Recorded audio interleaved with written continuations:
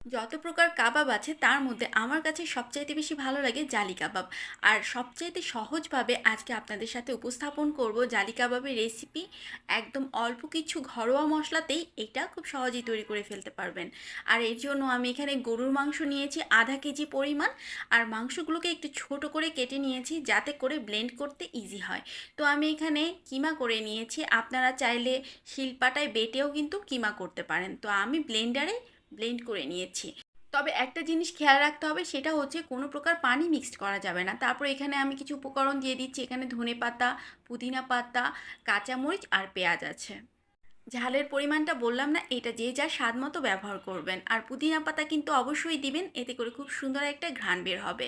আর এখন আমি কিছুটা বেরেস্তা দিয়ে দিচ্ছি। কাবাবের মধ্যে কিন্তু পেঁয়াজও দিতে হবে, আবার বেরেস্তাও দিতে হবে, এতে করে পারফেক্ট স্বাদটাই আসবে। তারপর এখানে আমি 1 চা চামচ পরিমাণ লাল মরিচের গুঁড়া এবং আধা চা চামচ পরিমাণ ভাজা জিরার গুঁড়া দিয়েছি। আর কাবাবটা যাতে আরও অনেক বেশি টেস্টি হয় তার জন্য এখানে আমি কাবাবের মশলাও দিচ্ছি।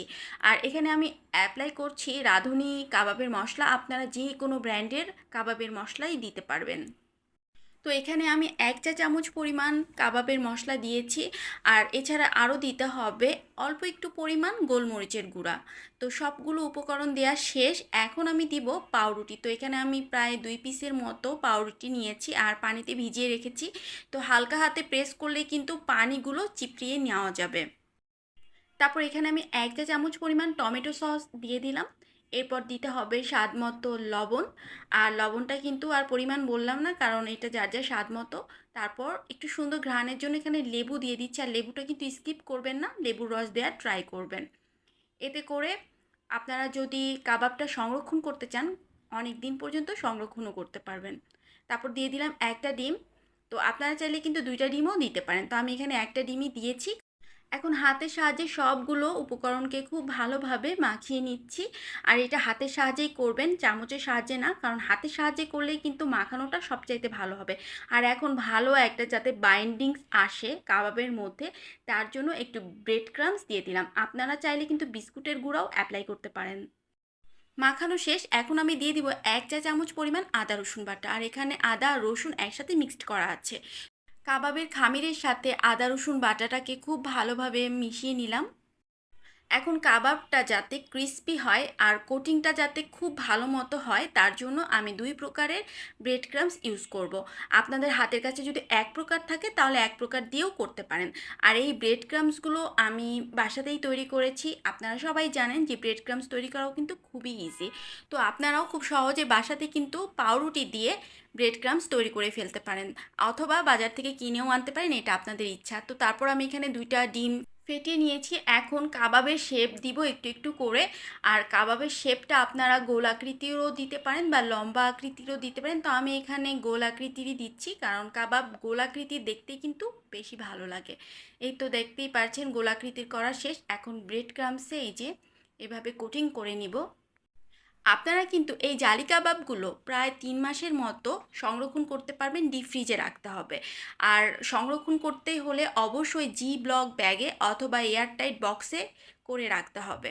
তো আমি আমার কাজের সুবিধার্থে সবগুলো কিন্তু একবার এই যে দেখতেই পাচ্ছেন বানিয়ে নিয়েছি। তার মধ্যে অর্ধেক এখন ভাজবো আর অর্ধেক এয়ারটাইট বক্সে রেখে দিব। শুধু ভাজার আগে ডিমের মধ্যে কাবাবটাকে ভালোভাবে কোটিং করে তারপর তেলের মধ্যে ছাড়তে হবে, কারণ নয়তোবা কিন্তু জালি জালি যেই ব্যাপারটা সেটা কিন্তু তৈরি হবে না। অন্যান্য কাবাবের সাথে জালি কাবাবের পার্থক্য কিন্তু এইটাই, জালি কাবাবে সবার শেষে ডিম দিতে হবে। আর ডিম দেওয়ার সাথে সাথে একটা জাল তৈরি হয়, তার জন্যই কিন্তু এই কাবাবটাকে জালি কাবাব বলা হয়। এই যে দেখতেই পাচ্ছেন কোটিং করে নিয়েছি। এরপর ডিমের মধ্যেও কোটিং করে নিলাম। এরপর ডুবো তেলে ছেড়ে দিতে হবে। আর কাবাব কিন্তু অবশ্যই ডুবো তেলে ভাজতে হবে। তেল যখন হালকা গরম হয়ে যাবে তখন কাবাবগুলোকে ছেড়ে দিতে হবে।